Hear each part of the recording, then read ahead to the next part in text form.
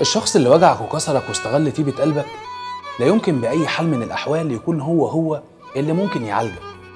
نص البشر بتضيع حياتها وسعادتها في إنها تستنى من اللي أذاها إنه يحس بغلطته ويتأسف، وتصمم ما تقفلش الصفحة، وبتكمل حياتها ضحية وتعيش على ذكرى اللي فات.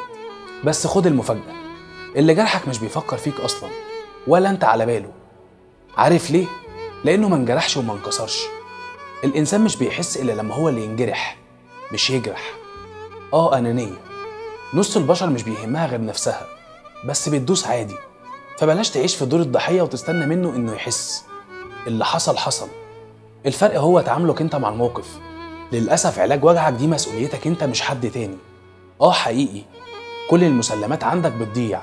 اللي كان هو الثقة بقى هو المؤذي، السند اللي يسند بقى هو اللي بيهد، اللمة الحلوة اتفشكلت، وده بيوجع قوي.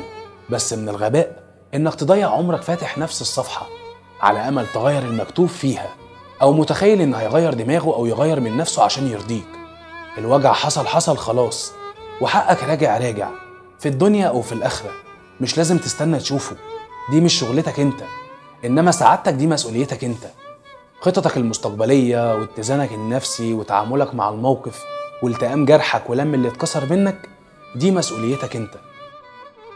دي مسؤوليتك أنت.